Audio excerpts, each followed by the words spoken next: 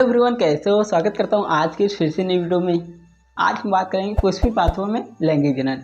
तो लैंगिक जनन के बारे में आज बिल्कुल डिटेल में बात करेंगे। पुष्प क्या होता है इसके बारे में बात करेंगे, पुष्प की संरचना के बारे में बात करेंगे, और पुष्प में कौन सा भाग होता है, नर कौन सा होता है, माता, इसके बारे में बिल्कुल डिटेल में बात करेंगे दोस्तों।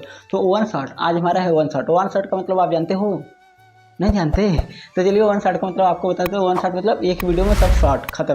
मतलब वन शॉट का मतलब एक वीडियो में आपको समाप्त कर देना दोस्तों। मतलब आज हम किस चैप्टर को समाप्त करेंगे? पुष्पी पादकों में लगी देना, क्लास 12 का चैप्टर नंबर 1।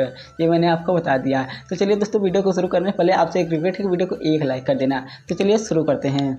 देखिए दोस्तों, आज हम बात करेंगे पहले पुष्प के बारे में।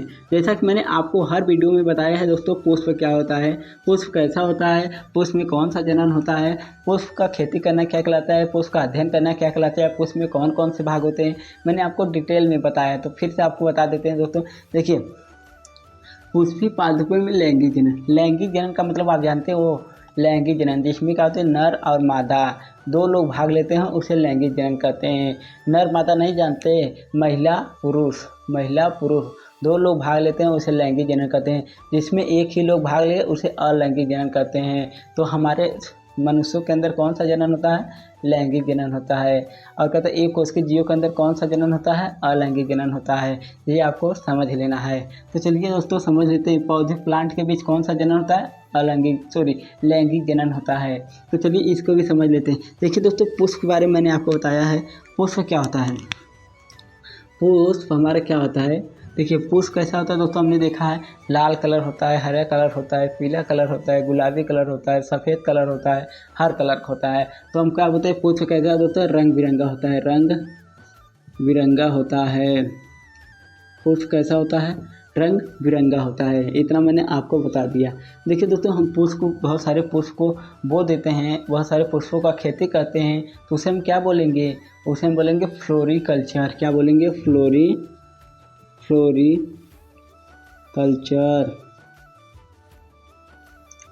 मैंने बहुत सारे पुष्प को बो दिया, तो उसको हम क्या बोलेंगे? आप किसकी खेती कर रहे हो? तो हम बोल देंगे हम फ्लोरिकल्चर की खेती कर रहे हैं। किसकी खेती कर रहे हैं? फ्लोरिकल्चर की। हम क्या कहते हैं? फ्लावर्स की खेती कर रहे हैं, तो ऐसे बोलेंगे फ्लोरिकल्चर की खेती करते हैं। दोस्तों, अब हम कहीं गए, हम बहुत सारे पुष्प को देख रहे हैं, उसका कर रहे हैं, उसको छांट रहे हैं, उसका अध्ययन कर रहे हैं। तो पुष्प का अध्ययन करना क्या कहलाता है? देखिए दोस्तों, अध्ययन मतलब उसके बारे में जान रहे हैं, तो अध्ययन करना इसको क्या कहलाता है दोस्तों? इंडोलॉजी। क्या कहलाता है? इंडोलॉजी। इंडोलॉजी क्या कहलाता है? इंडोलॉजी। तो इतना हमने लिख दिया। देखिए दोस्तों, पुष्प का कौन सा जनन होता है, मैंने एक चैप्टर के नाम से ही पता चला है। पुष्प में कौन सा जनन होता है? लैंगिक जनन। लैंगिक जनन। कौन सा जनन होता है? लैंगिक जनन। लैंगिक जनन। इतना आपको देख लेना है। पुष्प में कौन सा पुष्प कैसा होता है? रंग बिरंगा होता है। पुष्प का खेती करना क्या कहलाता है? फ्लोरिकल्चर। अध्ययन करना इंडोलॉजी। पुष्प में क्या होता है? लैंगिक जनन होता है। पुष्प में कौन सा जनन होता है? लैंगिक जनन। पुष्प दोस्तों, हम सभी पुष्प का बहुत सारा उपयोग करते हैं। जैसे हम कहीं जाते हैं तो पुष्प को लेकर जाते हैं। हम कहीं अपने मान लो अपने गर्लफ्रेंड से मिलने जा रहे हैं, कोई जा रहा है, तो हम क्या करते हैं? पुष्प लेकर जाते हैं। कोई किसी का डेट हो गया तो हम वहाँ पर क्या करते हैं? फ्लावर्स की भी उपयोग होती है ना, उनके ऊपर क्या होता है? फ्लावर का करते हैं ना। मतलब वहाँ पर भी कोई दुख का काम है, वहाँ पर भी पुष्प का उपयोग करते हैं। हम कहीं किसी नेता को देखते हैं तो वो भी माला माल्यार्पण होता है, तो वहाँ मतलब क्या होता है? खुशी में, दुख में, हर चीज़ में क्या होता है? पुष्प का उपयोग होता है। तो मानव जीवन में पुष्प का भी बहुत सारा उपयोग है दोस्तों। तो मानव जीवन में पुष्प का बहुत सारा उपयोग है। मानव जीवन में, मानव जीवन में पुष्प का बहुत सारा उपयोग है। का उपयोग मानव जीवन पुष्प का बहुत सारा उपयोग नहीं है दोस्तों। जैसे हम कहते कैसे कहते, जैसे दोस्तों खुशी भाई, कोई खुशी है, खुशी लड़की मत समझ लेना आप लोग। खुशी मतलब हैप्पी, वही हैप्पी है। जैसे दोस्तों, आप लोग का किसी का बर्थडे आ गया तो हैप्पी का दिन है, तो वहाँ पर भी फ्लावर्स ले आते हैं ना दोस्तों। तो कहते हैं किसी का डेट हो गया, मृत्यु में मिलने किसी से हम मिलने जाते हैं तो वहाँ पर भी पुष्प लेकर जाते हैं। किसी का मृत्यु हो गया तो वहाँ पर पुष्प का उपयोग होता है। खुशी की है, कोई हैप्पी का दिन है तो वहाँ पर भी हम पुष्प का उपयोग करते हैं। मतलब पुष्प का उपयोग हम हर जगह करते हैं दोस्तों। मानव जीवन का एक आकर्षण अंग है, बोल सकते हैं। मानव जीवन का कैसा दोस्तों, पुष्प एक आकर्षण अंग है। देखिए इतना मैंने बता दिया आपको। अब देखिए थोड़ा सा जड़ के बारे में समझ लेते हैं दोस्तों, क्योंकि पुष्प के बारे में ही समझना नहीं है, हमको जड़ के बारे में समझना है। देखिए दोस्तों ये हम एक बीज बना दे रहे हैं। ये क्या है, मैंने एक बना दिया बीज। ये क्या है, देखिए ये क्या है, बीज है। बीज की जस्ट इस दो प्रकार से ऐसे होता है। समझ लो दोस्तों, आपको बिल्कुल आसान में समझाएंगे, कोई दिक्कत की बात नहीं है, बट आपको वीडियो लास्ट तक देखनी है। देखिए मैंने इस प्रकार से बना दिया। ये क्या है दोस्तों, हमारा बीज है। क्या है, सीड्स है। देखिए बीज के जस्ट ऊपर वाले भाग को क्या कहते हैं, मूलांकुर और नीचे वाले भाग को फ्रांकुर। ऊपर वाले भाग को मूलांकुर, नीचे वाले भाग को फ्रांकुर कहते हैं। देखिए दोस्तों फ्रांकुर और मूलांकुर। अब बीच वाले भाग को क्या होते हैं, भ्रूण बोलते हैं। क्या बोलते हैं, भ्रूण। देखिए हमने क्या किया, हमने एक बीज लिया, बीज को जब देखा तो ऊपर वाले भाग को फ्रांकुर, नीचे वाले भाग को मूलांकुर, बीच में जो होता है उसे भ्रूण बोलते हैं। देखिए भ्रूण हो गया। अब प्रांकुर क्या होता है, देखिए प्रांकुर से हमारा क्या होता है दोस्तों, पुष्प के ऊपर मतलब तना के जो ऊपर वाला भाग होता है वो किससे निर्माण होता है, प्रांकुर से निर्माण होता है। मतलब मान लो मैंने ये हो गया, इस प्रकार से मैं बना देता हूँ। देखिए दोस्तों ये जड़ है, जड़ के जस्ट ये जो इतना भाग होता है ये किससे निर्माण होता है दोस्तों, फ्रांकुर से। और जो नीचे वाले भाग होता है दोस्तों ये मूलांकुर से होता है। मूलांकुर मतलब आप जानते हो ना, जड़, मूलांकुर से। देखिए दोस्तों तो हम क्या करते हैं, हमने एक बीज लिया, ऊपर वाले भाग मूलांकुर से क्या, सॉरी दोस्तों इधर क्या होता है, इधर हम गलती लिख देते हैं। इधर होता है हमारा प्रांकुर, इधर होता है मूलांकुर। देखिए अब आपको देखिए प्रांकुर से क्या होता है, प्ररोह का निर्माण होता है। मूलांकुर से जड़ का निर्माण होता है। प्रांकुर से किसका निर्माण होता है, प्ररोह का निर्माण होता है। मतलब प्ररोह का मतलब जैसे होता है क्या, तना, शाखा, पत्ती, तना, शाखा, पत्ती, फूल, इस सब का निर्माण किससे होता है, प्रांकुर से होता है। और मूलांकुर से किसका होता है, जड़ का निर्माण होता है। मूलांकुर से किसका निर्माण होता है, जड़ का निर्माण होता है। तो आपको इतना मैंने आपको बता दिया कि जड़ का निर्माण कैसे होता है। देखिए बीज होगा, बीज के ऊपर वाले भाग को प्रांकुर, नीचे वाले भाग को मूलांकुर। प्रांकुर से प्ररोह का निर्माण होता है, मतलब कहते हैं तना, शाखा, पत्ती, फल, फूल का निर्माण किससे होता है, प्रांकुर से होता है। मूलांकुर से हमारा जड़ का निर्माण होता है। इस प्रकार से मैंने आपको बता दिया। अब देखिए, अब चलिए थोड़ा सा पुष्प की संरचना के बारे में बात कर लेते हैं। ये क्या था, बेसिक जानकारी थी। अब पुष्प के संरचना के बारे में बात करेंगे। देखिए इसको हम कर लेते हैं रेज।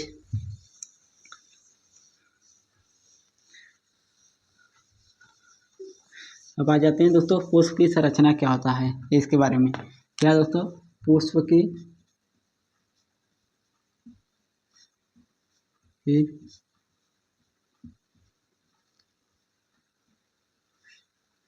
पुष्प की संरचना क्या होती है दोस्तों, मतलब उसका क्या होता है, चित्र बनाएंगे दोस्तों, पुष्प का चित्र। तो देखिए एक हम चित्र बनाते हैं, आप लोग बताना पुष्प का है कि दूसरे का है। देखिए दोस्तों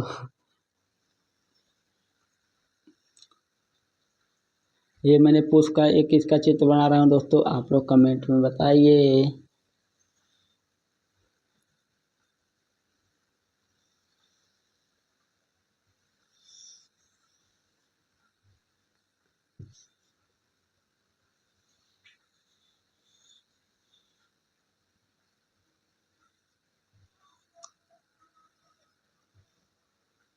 इस प्रकार से मैंने बना दिया संरचना। देखिए इस प्रकार से मैंने संरचना बना दिया।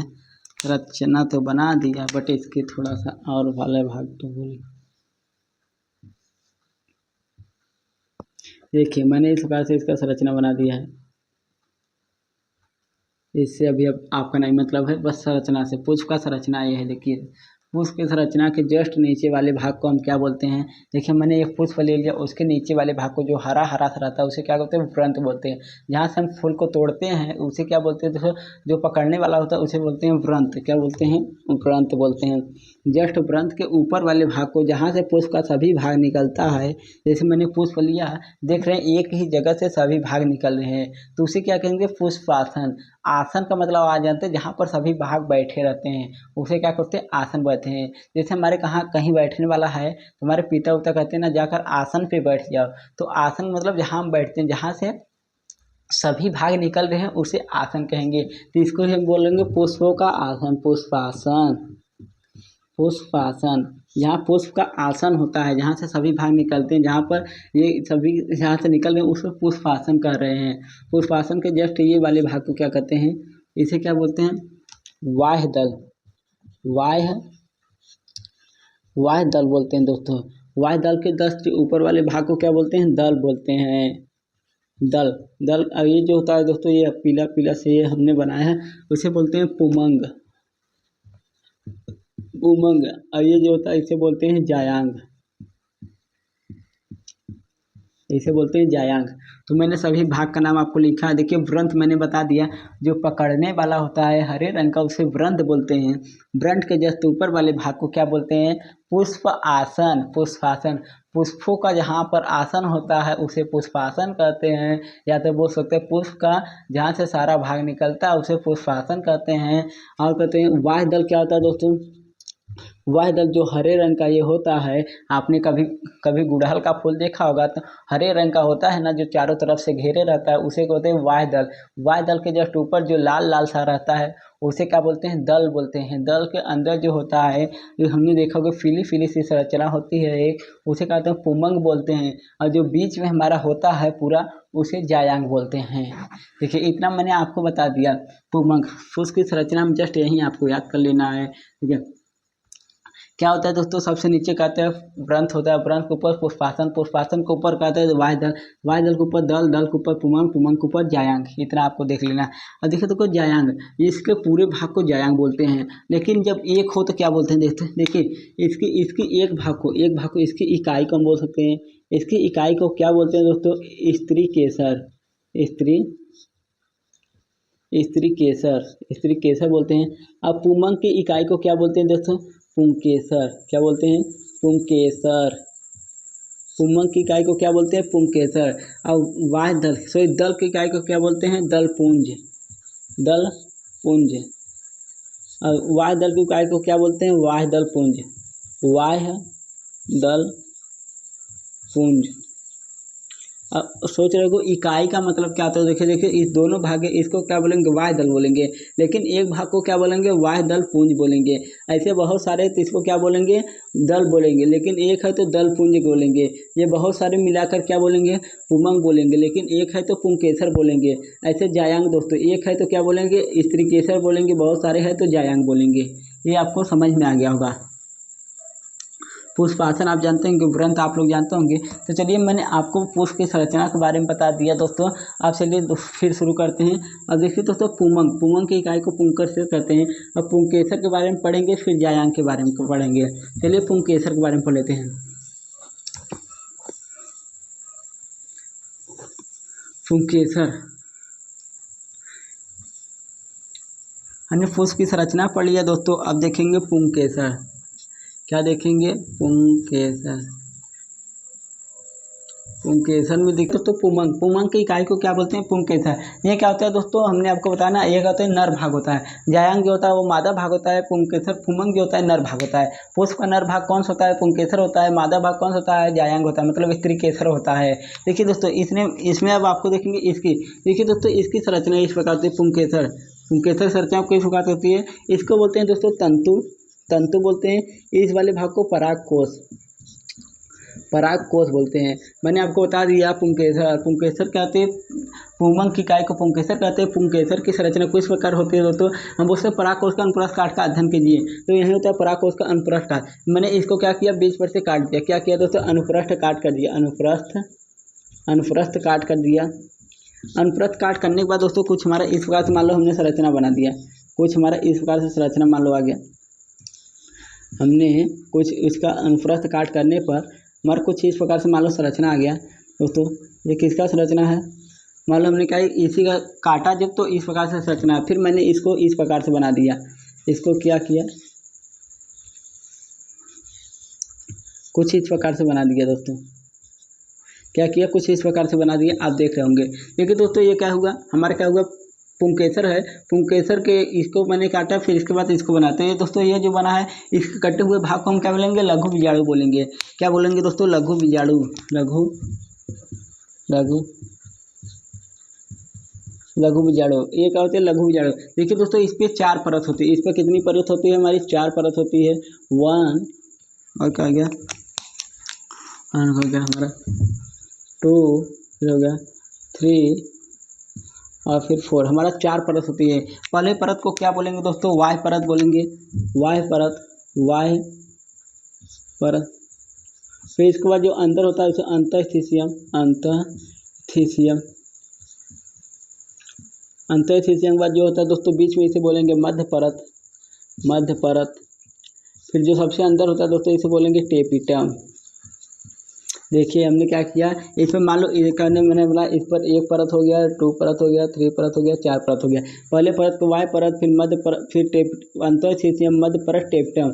ये 4 परत होती है दोस्तों। और ये जो होता है दोस्तों, ये लघु बीजाणु होता है, लघु बीजाणु, लघु बीजाणु, लघु बीजाणु मातृकोशिका, लघु बीजाणु मातृकोशिका होता है। देखिए वाय परत, अंतर परत और मध्य परत जो होता है दोस्तों, इसका कार्य क्या होता है, यह कहते हैं सुरक्षा प्रदान करते हैं। किसको, लघु बीजाणु मातृकोशिका को सुरक्षा कौन प्रदान करता है, वाय परत, मध्य परत और कहता है अंतःस्थिशियम। ये तीनों क्या करते हैं, सुरक्षा प्रदान करते हैं उस फूटन में। कि कब सुरक्षा प्रदान, जब उस फूटन मतलब जब इसको क्या होने लगता है, जब ये फूटने लगते हैं तो इसको सुरक्षा कौन प्रदान करता है, ये 3 परत होती है। कौन कौन सी, वाय परत, अंतर परत, मध्य परत। चलिए वो याद नहीं हुआ, लेकिन टेपिटम, टेपिटम बिल्कुल आपको याद करना है। टेपिटम क्या करता है ये आपको देख लेना। यह क्या कहते हैं, उस फूटन में सहायता कर रहा है, लेकिन ये क्या कर रहा है, ये कहते हैं लघु बीजाणु मातृकोशिका को पोषण दे रहा है। यह क्या कर रहा है दोस्तों, पोषण दे रहा है। यह कैसा होता है, बहुकोशिकी होता है, बहुकोशिकी होता है, बहुकोशिकीय। इसका जीव द्रव्य जो होता है, जीव द्रव्य जो होता है गाढ़ा होता है। तो हमने क्या दिया, लेकिन आपको एक याद रखना है, लघु बीजाणु मातृकोशिका को पोषण कौन देता है, तो कौन देता है, टेपिटम देता है। इतना आपको याद रखना है। देखिए मैंने आपको फिर से बता देता हूँ, ये कहते हैं परागकोश है।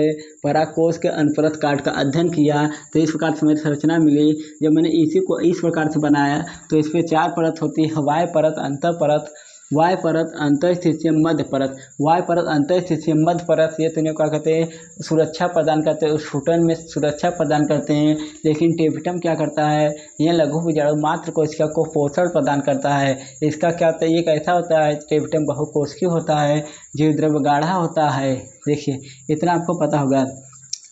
अब देखिए लघु बीजाणु जनन क्या होता है, लघु बीजाणु जनन ये भी आपको बता देते हैं।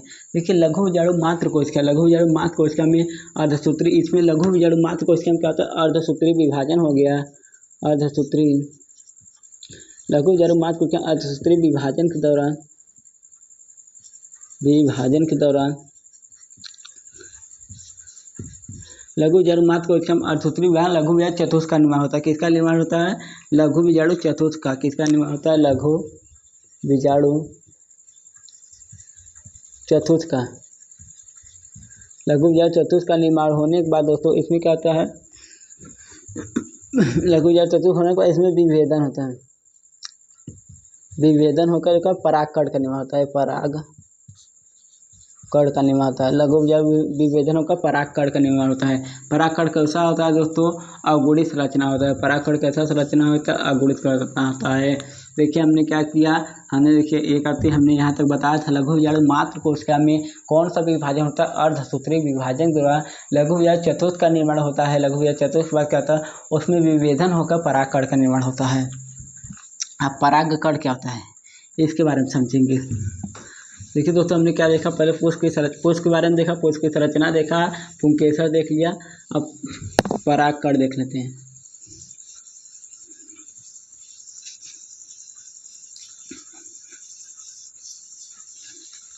और अगला हम देखेंगे परागकण। क्या दोस्तों, परागकण क्या होता है। देखिए परागकण की हम पहले संरचना देख लेते हैं। इस प्रकार से हमारा संरचना होता है। देखिए इस परागकण हो गया। परागकण में क्या होता है दोस्तों, इसमें 2 प्रकार का होता है, एक क्या होता है कायिक कोशिका, एक क्या होता है जनन कोशिका। परागकण में क्या होता है दोस्तों, ऊपर और बड़ा बना लेते हैं।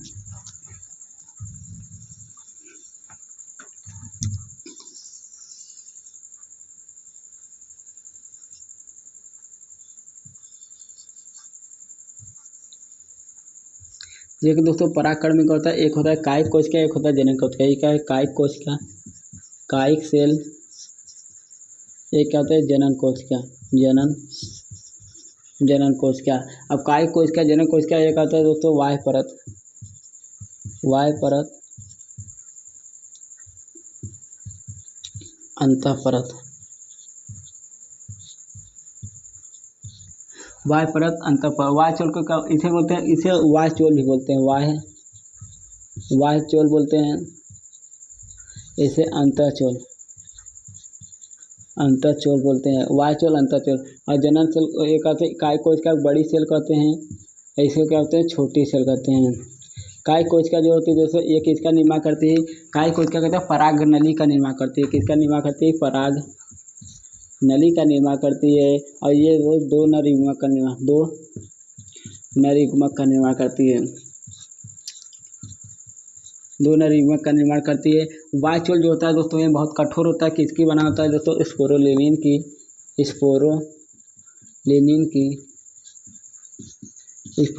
की। अंतःचोल होता है दोस्तों पेक्टोसेलुलोज की बना होता है। क्या होता है,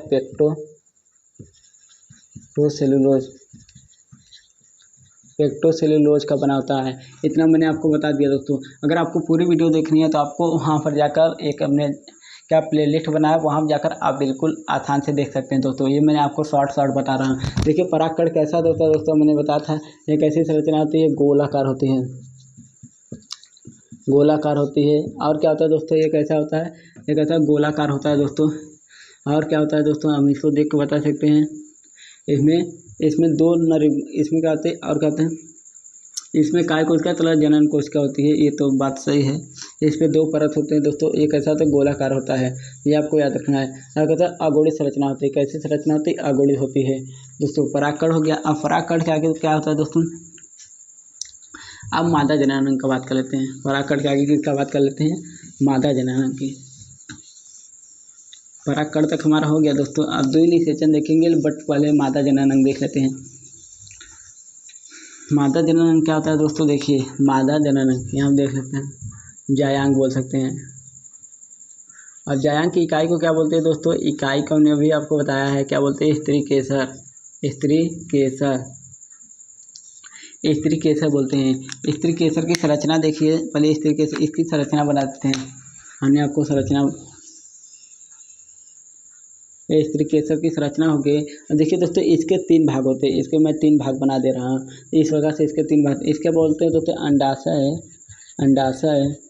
अंडाशय के ऊपर वाले वर्तिका, इसके ऊपर वाले को वर्तिकाग्र। अंडाशय, वर्तिकाग्र होता है। अंडाशय के अंदर दोस्तों बीजांड होता है हमारा। क्या होता है दोस्तों, अंडाशय के अंदर बीजांड होता है। देखिए अंडाशय कैसी संरचना है, फूली हुई संरचना होती है।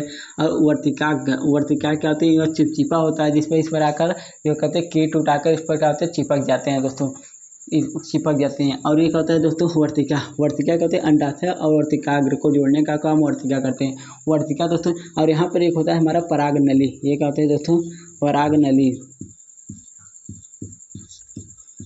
जिस पे क्या होती है, परागकण इस प्रकार से आकर यहाँ पर निषेचन करते हैं दोस्तों। इसके अंदर बीजांड होता है, बीजांड के अंदर भ्रूणकोश होता है। भ्रूणकोश के बारे में बताएंगे, बीजांड के बारे में बताएंगे। देखिए मैंने क्या किया, अंडाशय, इसके क्या होते हैं, अंडाशय के तीन भाग होते हैं, मैंने आपको बता दिया। बीजांड के तीन, स्त्री केसर के तीन भाग होते हैं। ये सबसे नीचे वाले को अंडाशय, फिर वर्तिकाग्र, फिर वर्तिका। अंडाशय, वर्तिकाग्र, वर्तिका, इतना मैंने आपको बता दिया। एक जायांग जो होता है दोस्तों,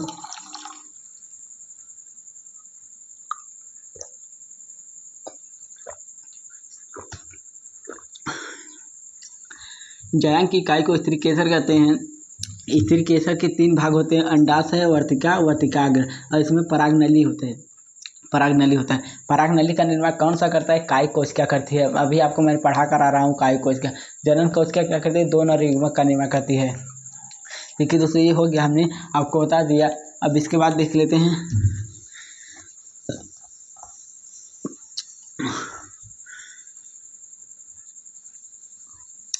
इसके अंदर क्या था दोस्तों, बीजांड। अब बीजांड की संरचना देखेंगे। बीजांड की संरचना दोस्तों आपको बता देते हैं उसका भी। चलो इसी से बताते हैं। देखिए ये हम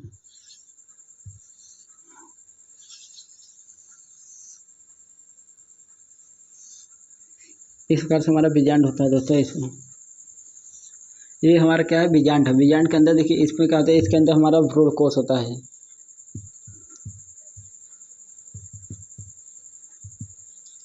ये कहते हैं भ्रूण कोश होता है। देखिए बीजांड है, इस पर दोस्तों दो आवरण होते हैं। एक कहते हैं, ये मैंने दो गड्ढा, इस पर दोस्तों दो आवरण होते हैं, मैंने बता दिया। एक कहते हैं वाय अध्यावरण, वाय अध्यावरण, वाय अध्यावरण। एक कहता है अंत अध्यावरण, अंत अध्यावरण, अध्यावरण, वाय अध्यावरण, अंत अध्यावरण। यह जो होता है बीजांड द्वार होता है। क्या होता है, बीजांड द्वार। बीजांड द्वार के जस्ट ऊपर वाले भाग को क्या बोलते हैं दोस्तों, निभाग। क्या बोलते हैं, निभाग बोलते हैं, निभाग बोलते हैं। और निभाग के जस्ट ये वाले भाग को क्या बोलते हैं दोस्तों, यहाँ पर एक होता है, ये जोड़ता है जो, इसे क्या बोलते हैं, हाइलम, हाइलम, हाइलम या बोलते हैं हाइलम। और ये जो तो यहाँ पर जो होता है इसे बीजांड व्रंथ बोलते हैं, बीजांड व्रंथ बोलते हैं। और जो तो ये जो अंडाशय से जो जुड़ा हुआ संरचना होता है, अंडाशय जो जुड़ा होता है इसे बोलते हैं अफरा, अफरा। और जो इसके अंदर क्या होता है, भ्रूणकोश, भ्रूणकोश। और इसके अंदर क्या होता है दोस्तों, ये जो छोटी छोटी संरचना होती है इसे बीजांड काय बोलते हैं, बीजांड काय। तो उन्हें क्या आपको बता देखिए तो बीजांड, बीजांड की संरचना कुछ इस प्रकार से होती है दोस्तों। बीजांड की संरचना इस प्रकार से होती है, बीजांड के जस्ट नीचे वाले भाग को जो बीजांड और अंडाशय को जोड़ता है उसे अफरा कहते हैं। अफरा के जस्ट ऊपर वाले को भाग को बीजांड व्रंथ बोलते हैं। ये कहते तो हाइलम, हाइलम को नाभिका नाम से जानते हैं। इसके ऊपर क्या होता है दोस्तों, बीजांड द्वार के जस्ट ऊपर वाले निभाग, इसको दूसरा नाम से चलेजा नाम से जानते हैं, चलेजा। और जैसे इस पर दो आवरण होता है, वाय अध्यावरण, अंत अध्यावरण। और उससे जस्ट इसके अंदर वाले भाग को क्या होते हैं, बीजांड काय। मतलब कोशिकाओं का बहुत सारा, ये कहते हैं कोशिकाएं, कोशिकाओं को पुंज को क्या होते हैं, बीजांड काय बोलते हैं, बीजांड काय, बीजांड काय। और फिर इसके जस्ट बीजांड काय, बीजांड के अंदर भ्रूणकोश की संरचना होती है। भ्रूणकोश क्या होती है, अब इसके बारे में बात करेंगे दोस्तों। ये सब दोस्तों, ये सब क्या करते हैं, रक्षा करते हैं। किसका रक्षा का काम करते हैं, किसका रक्षा करते हैं दोस्तों, भ्रूणकोश का रक्षा कौन करता है, ये दोनों अध्यावरण होते हैं। अब बीजांड क्या होते हैं, कोशिकाओं का पुंज होता है। क्या होता है, कोशिकाओं का पुंज होता है। निभाग आपको जानते हैं, बीजांड द्वार के जस्ट ऊपर वाले चिड़िया को निभाग बोलते हैं। बीजांड द्वार से क्या दोस्तों, तो पराग नली जाता है। क्या जाता है, पराग नली, पराग नली, सॉरी बीजांड द्वार दो नली युग्मक जाते हैं। यहाँ पराग नली होता है दोस्तों, यहाँ से पराग नली होता है और दो नर युग्मक वहीं जो पराग कट के दो नर युग्मक हमने बताया था ना, जनन कोश का दो नर युग्मक का निर्माण करते हैं। अब उसका काम आ गया दोस्तों। पहले इसको देखिए, अब इसके अंदर भ्रूणकोश का निर्माण करते हैं। भ्रूणकोश क्या होता है,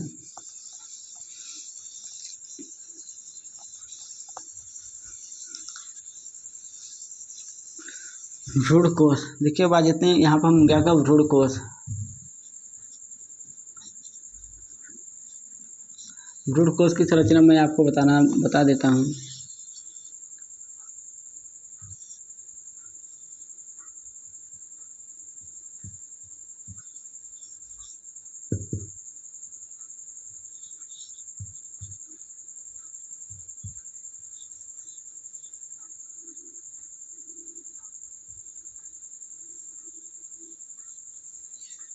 देखिए दोस्तों, कुछ इस प्रकार से हमारा संरचना होती है।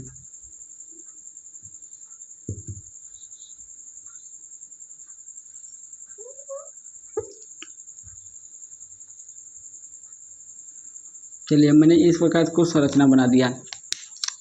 इसके मैंने आपको बताया था चलेजा, कौन सा सिरा बताया था, चलेजा मतलब निभाग, निभागी सिरा बताया था, निभाग। और जस्ट इसके हमने बताया था।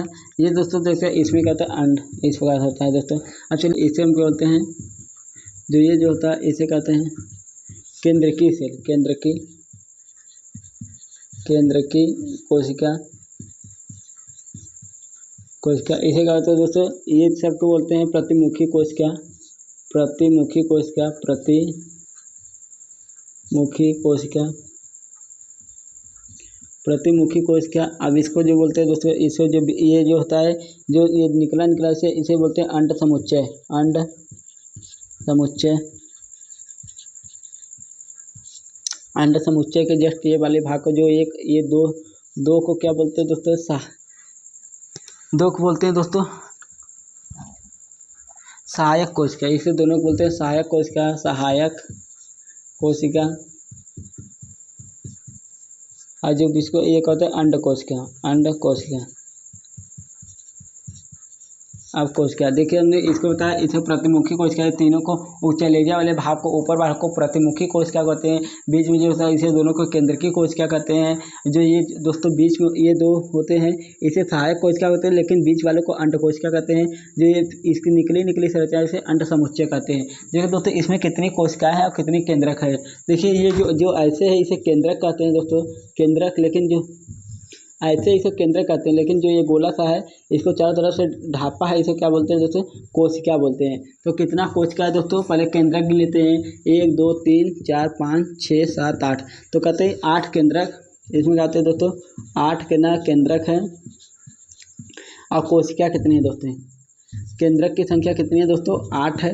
कोशिका की संख्या कितनी है, कोशिका की संख्या हमारी है दोस्तों, देखिए गिन लेते हैं, 1 2 3 4 5 6 7, 7 कोशिका है। तो हम इसको क्या बोलते हैं दोस्तों, भ्रूण कोश को 7 कोश की 8 केंद्र की संरचना बोलते हैं। ये मोस्ट इम्पॉर्टेंट है, मोस्ट इम्पॉर्टेंट क्या है, भ्रूण कोश क्या बोलते हैं, 7 कोश की 8 केंद्र की। इसमें क्या होती है, 7 कोशिकाएं होती है, 8 केंद्र का होते हैं। इस प्रकार से तो भ्रूण कोश की संरचना होती है। तो देखिए दोस्तों इसको भी हम समाप्त कर लिए। भ्रूण कोश कहता है 7 कोश की 8 केंद्र की संरचना होती है। इसके देखिए सभी भागों का नाम आपको याद रखना है। अब उसके बाद क्या आगे, अब दोस्तों परागण आगे, परागण, परागण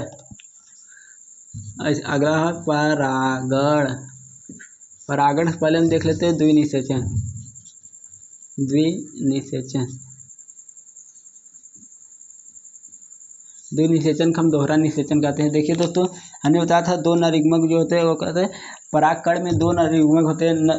परागकण में एक होता है जनन कोशिका, जनन कोशिका तो 2 नरयुग्मक का निर्माण करता है। जनन सेल होता है, जनन सेल जो होता है, जनन कोशिका जो होता है वह क्या करता है, 2 नरयुग्मक का निर्माण करता है, 2 नरयुग्मक का निर्माण करता है, 2 नरयुग्मक का निर्माण होता है। हमने देखा कहते हैं, अब देखिए 2 नरयुग्मक करता है, एक नरयुग्मक क्या करता है। अब हमने तो देखा भ्रूण कोश में हमने बताया था, भ्रूण कोश मैंने इस प्रकार से बनाया था, आपको बताया था, बनाकर दिखाया था अभी आपको।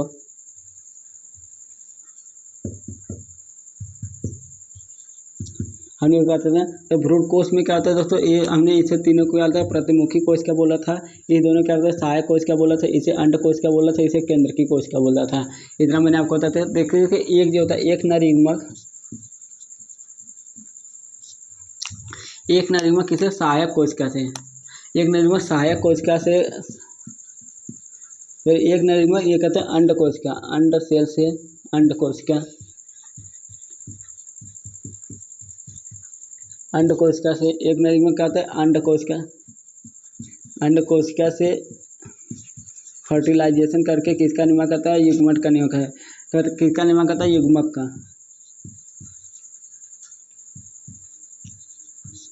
युग्मक का निर्माण करता है।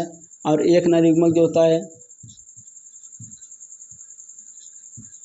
एक नरयुग्मक, एक नरयुग्मक जो होता है दोस्तों ये क्या होता है, केंद्रकी कोशिका, मतलब क्या आते हैं, केंद्रकी सेल से, केंद्रकी कोशिका से फर्टिलाइजेशन करके भ्रूण कोश का निर्माण करता है,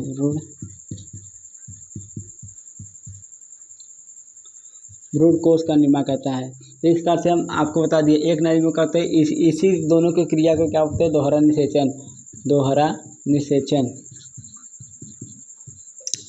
एक नरयुग्मक कहते हैं, हमने बताया कि जनन कोशिका में 2 नरयुग्मक होता है। एक नरयुग्मक होता है जो अंड सहायक कोशिका के साथ फर्टिलाइजेशन करके युग्मक का निर्माण करता है, और एक नरयुग्मक होता है जो केंद्रकी कोशिका से फर्टिलाइजेशन मतलब निषेचन करके भ्रूण कोश का निर्माण करता है। भ्रूण कोश को कहते हैं 7 कोश की, 7 कोश की, और कितने होते हैं, 8 केंद्र की संरचना है, केंद्र की संरचना है, 7 कोश का। इसमें कहते हैं 7 कोश का 8 केंद्रक होते हैं।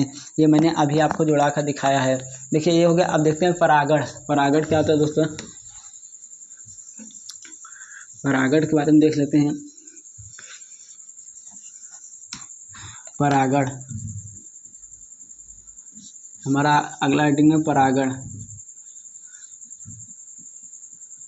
परागण हमारे दो प्रकार के होते हैं, एक कहते हैं स्वपरागण,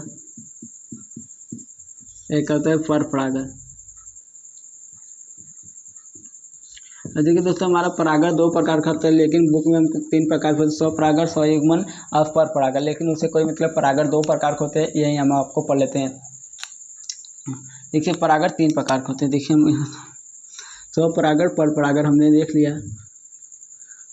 स्वपरागण, पर परागण, अब स्वपरागण दो होते हैं, कहते हैं इसे हम स्वपरागण तीन प्रकार के होते हैं, इस प्रकार से पढ़ लेते हैं। स्वपरागण, पर परागण के स्वयुग्मन, इस प्रकार से पढ़ लेते हैं। स्वयुग्मन परागण हमने तीन प्रकार से बता दिया, एक स्वपरागण, एक पर परागण, स्वयुग्मन। लेकिन हम एक प्रकार से आपको होता है परागण, देखिए दो ही प्रकार का होता है, एक स्वपरागण, एक प्रकार, और जो होता है स्वयुग्मन होता है स्वपरागण का ही भाग होता है, मतलब एक होता है स्वयुग्मन, एक होता है सजात पुष्पी परागण। देखिए परागण फिर से देख लेते हैं। परागण हमारे कितने प्रकार का होता है? दो प्रकार का होता है। उस प्रकार जिस प्रकार से हमने बुक में लिखा है उस प्रकार से बताते हैं। परागण दो प्रकार का होता है, एक होता है स्वपरागण, एक होता है पर परागण, पर परागण। अब जो स्वपरागण होता है वह दो प्रकार का होता है, कहता है स्वयुग्मन, एक होता है सजात पुष्पी परागण, पुष्पी परागण। अब स्वयुग्मन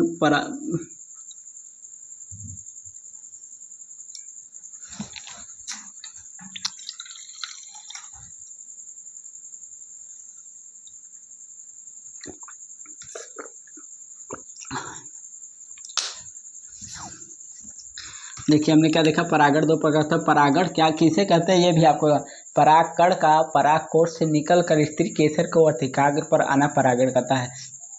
देखिए हमने एक बनाया, ये मैंने इस भाग को हमने क्या बोला था, इसे वर्तिकाग्र बोला। इस पर होते हैं परागकण, मान लो परागकण, इससे निकले परागकण का परागकोश से निकलकर परागकण, ये परागकोश होते हैं, परागकण का परागकोश से निकलकर स्त्री केसर के वर्तिकाग्र पर आना परागण कहलाता है।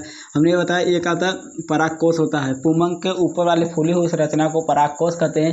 परागकोश के अंदर परागकण होते हैं। जब परागकण परागकोश से निकल रहे हैं और स्त्री केसर, ये वाले भाग को हमने स्त्री केसर बोला, जया के इकाई को स्त्री केसर बोलते हैं।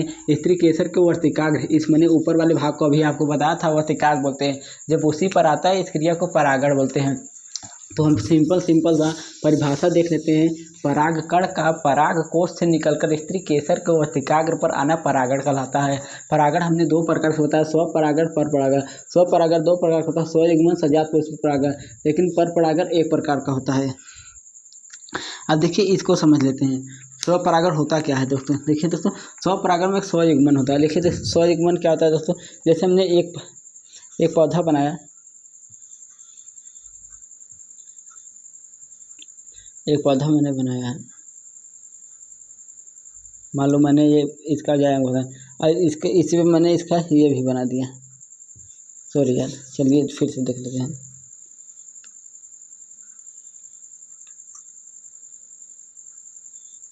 अब देखिए जब परागकोश पराग इसी से निकल के इसी, जिसमें कहते हैं जब परागकण उसी पादप के, जब परागकण उसी पादप के परागकोश से निकलकर उसी पादप के वर्तिकाग्र पर जाता है।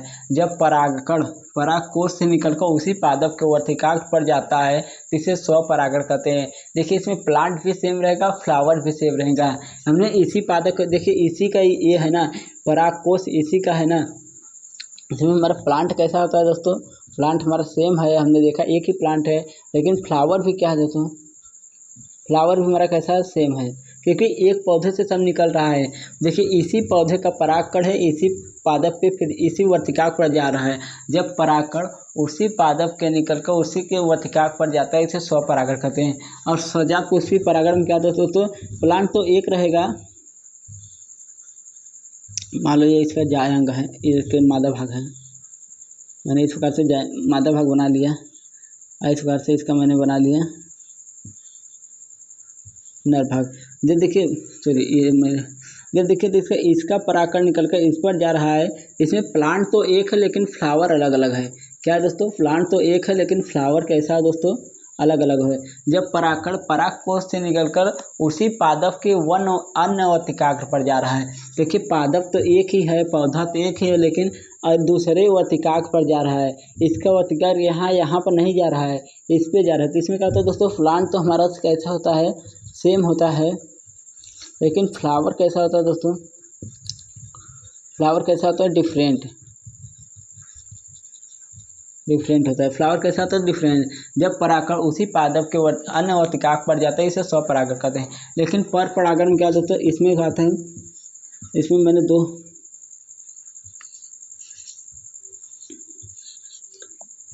दो पौधे बना दिए।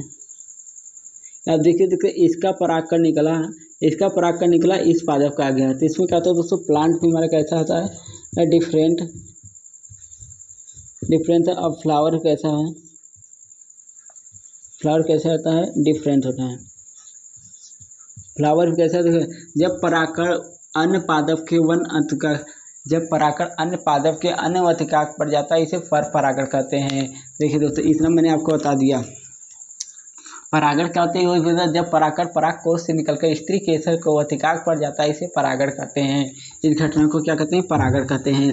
और देखिए परागण कितने प्रकार होता है, ये मैंने आपको बता दिया। अब कुछ आपको और भी इम्पोर्टेंट पॉइंट बता देता हूँ।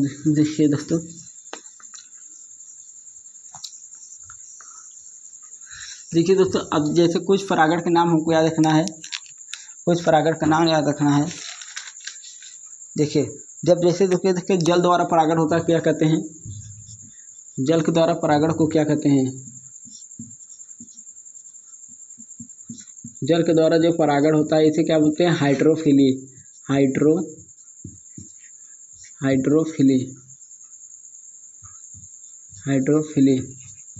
और किसके द्वारा होता है दोस्तों, जल के द्वारा हो गया। और हमारा हो गया वायु के द्वारा होगा। वायु के द्वारा जब परागण होता है तो इसे क्या बोलते हैं, एंटीमोफिली। क्या बोलते हैं, एंटीमोफिली।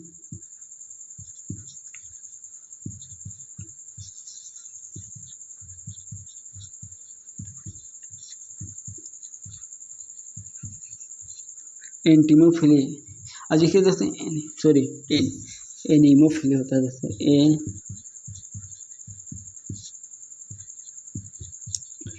जब कहते हैं वायु के द्वारा होता है तो एनीमोफिली कहते हैं। जब किसका होता है और किसके द्वारा होता है दोस्तों, जैसे हमारा हो गया एक कीट के द्वारा हो गया, तो किसका क्या, कीट के द्वारा जब हो गया तो इसको क्या बोलते हैं, एंटीमोफिली। इसको क्या बोलते हैं, एंटीमोफिली।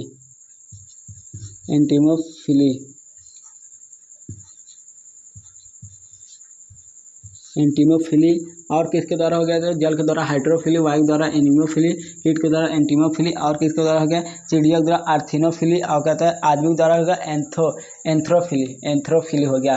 तो इतना मैंने आपको बता दिया परागण, क्योंकि अक्सर आता है जल के द्वारा परागण होने वाले का क्या नाम होता है, तो हाइड्रोफिली। कीट के द्वारा होने वाले को एनीमोफिली, कीट के द्वारा होने वाला एंटीमोफिली, और जल के द्वारा होने वाले को हाइड्रोफिली, और लेकिन वायु के द्वारा होता है एनीमोफिली। ये आपको रखना है। तो उसके बाद आ जाते हैं, परागण हो गया। और कहते हैं कृत्रिम, और कहते हैं बोरा बिस्तर, कृत्रिम। उसका अगला है कृत्रिम। देखिए दोस्तों, दो प्रकार का होता है, एक होता है विपुंसन, एक होता है थैलीकरण। पहला होता है विपुंसन, दूसरा होता है थैलीकरण। देखिए दोस्तों, ये कैसे, जैसे हमारा ये हो गया, ये मैंने आपको बता दिया है। ये क्या है, आपको ये दोनों का नाम आपको पता होगा। मैंने ये क्या बनाया आपको पता होगा। ये क्या दोस्तों, पराग कोश है, मतलब पुंकेसर है। और ये कहते हैं जायांग। दीपक हो जाता है जब ये झड़ने वाला होता है, मतलब पराग कोश क्या होता है, इसमें कहते हैं परागकण निकलने वाले होते हैं। जब उनको निषेचन नहीं कराना होता तो क्या करते हैं, इसको बीच पर से कट कर देते हैं। तो इसको कट करने की क्रिया को क्या बोलते हैं, विपुंसन। जो कहते हैं इसको कट करने की क्रिया को विपुंसन कर देंगे, और कट करके जस्ट इसे बांध देंगे पॉलीथीन के माध्यम से। क्या करें, थैलीकरण, मतलब पैकेट करना। तो विपुंसन क्या होता है, विपुंसन कट कहते हैं। पराग हम बोल सकते हैं पुंकेसर को परिपक्व होने से पहले होने पर उसे परागण क्रिया होने से पहले परागण की क्रिया होने से पहले उसे क्या करते हैं, काट देते हैं। उसे काट देते उसी क्रिया को विपुंसन कहते हैं और उसे काट कर उसे पॉलीथीन लगाकर मतलब उसे बांध देना, क्या कहना, पैकेट कर देना बोल सकते हैं, पैकेट कर देना। थैलीकरण कहलाता है। थैलीकरण मतलब आपको ये ऐसे याद रखना है, आपको कुछ नहीं, बस आप देख लेना। देखिए जब ये परिपक्व हो गया मतलब इसमें से क्या होता है, परागकण निकलने वाले, परागकोश के अंदर अपने आपको होता है परागकण होता है, इसमें परागकण निकलने वाले हैं, बट हम इसको काट देते हैं, इसको निषेचन नहीं कराना चाहते हैं तो इसको कहते हैं, इसको हम काट देते हैं। इसको जब काट देंगे तो इस क्रिया को विपुंसन कहेंगे, ऐसे पॉलीथीन के माध्यम से पैक कर देंगे, इस क्रिया को थैलीकरण कहेंगे। ये आपको याद रखना है। इतना हो गया हमारा विपुंसन, थैलीकरण। देखिए कुछ फल के बारे में हमने ये बताया था, अंडाशय से किसका निर्माण होता है, अंडाशय में निषेचन होता है तो फल का निर्माण होता है, बीजांड में निषेचन होता है तो बीज का निर्माण होता है। अंडाशय में निषेचन होने के बाद फल का निर्माण होता है, बीजांड में निषेचन होने के बाद बीज का निर्माण होता है। इतना आपको देखना है। अब देखिए दोस्तों, फल हमारे 3 प्रकार के होते हैं। फल 2 प्रकार के होते हैं, एक कहता है सत्य फल, एक कहता है असत्य फल। सत्य फल असत्य फल, एक कहता है, इसे कहते हैं, इसे ट्रू फल कहते हैं, इसे फॉल्ट फल कहते हैं, इसे असली फल कहते हैं, इसे नकली फल कहते हैं। इस प्रकार से नाम आ सकता है। देखिए सत्य फल, इसका निर्माण कहाँ से होता है, इसका निर्माण जो इसमें फल का निर्माण होता है वो किसके होता है, अंडाशय से होता है। कहाँ से होता है, अंडाशय से होता है। इसमें अंडाशय को छोड़कर अन्य भाग से होता है, मतलब पुष्पासन से हो गया, अन्य भाग से हो गया, तो उसे कहते हैं सत्य फल। जिसका निर्माण अंडाशय से उसे सत्य फल, जिसका निर्माण अंडाशय से नहीं होता उसे असत्य फल कहते हैं। जैसे सत्य फल का एग्जाम्पल आपको बता देते, जैसे दोस्तों आम हो गया, आम कहते हैं सत्य फल गया। और असत्य फल का एग्जाम्पल आपको सेब हो गया, असत्य फल। स्ट्रॉबेरी हो गया, सेब हो गया, स्ट्रॉबेरी हो गया, ये असत्य फल का एग्जाम्पल। ये कहता है सत्य फल का, जो है सत्य फल असत्य फल हो गया। और उसके बाद देखिए सर आपको कुछ और याद रखना है, और इसके असंग जनन क्या होता है, असंग जनन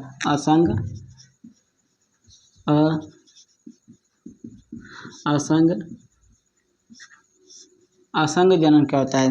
देखिए जब कहते हैं बिना निषेचन से ही बीज का निर्माण हो जाता है, उसे असंग जनन कहते हैं। बिना निषेचन से किसका निर्माण हो रहा है, बीज का निर्माण हो रहा है, तो उसे क्या कहते हैं, असंग जनन कहेंगे। असंग जनन में जैसे एग्जाम्पल में आपको क्या कहता है, बिना निषेचन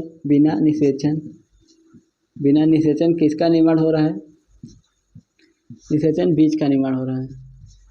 बिना निषेचन किसका निर्माण हो रहा है, बीज का निर्माण हो रहा है। इसे क्या कहेंगे, इसे कहेंगे असंग जनन। एग्जाम्पल हमको घास याद रखना है, घास हो गया, इसमें क्या होता है, निषेचन नहीं होता। जैसे सूर्यमुखी का जो पौधा होता है उसमें क्या होता है, ये होता है, असंग जनन हो गया। अब जैसे अनिषेक फलन क्या होता है, अनिषेक फलन बिना निषेचन से ही कहते हैं फल का निर्माण होना, अनिषेक फलन कहता है। बिना निषेचन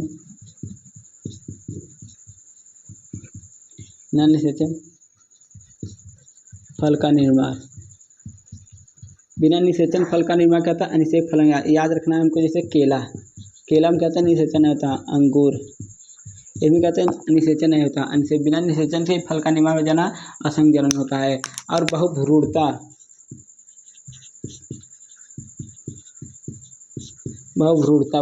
क्या होता है, जैसे जब एक बीज से बहुत सारे भ्रूण का निर्माण होता है, एक बीज है बीज से बहुत सारे भ्रूण का विकास होता है तो उसे बहुभ्रूणता कहते हैं। एक बीज से बहुत सारे भ्रूण का विकास है। इसका एग्जाम्पल हमको रखना है, जैसे हमारे नींबू हो गया, नींबू सबसे बढ़िया है। इसका एक बीज बोएंगे तो उसमें बहुत सारे, एक जब होता है तो उसमें बहुत सारे भ्रूण का निष्पादन, उसमें बहुत सारे भ्रूण का विकास हो जाता है, उसे बहुभ्रूणता कहते हैं। इस बात से हमारा हो गया।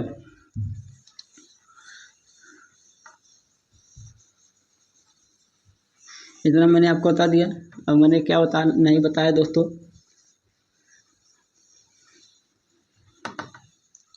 ये हमारा बचिए गुरु बीजाणु जनन, लघु बीजाणु जनन तो मैंने बता दिया। गुरु बीजाणु जनन क्या होता है दोस्तों, वो आपको नेक्स्ट वीडियो में अलग से बताएंगे। और इस वीडियो को मैं यहीं समाप्त करता हूँ, फिर मिलता हूँ आपसे नेक्स्ट वीडियो में। आज के लिए जय हिंद, वंदे।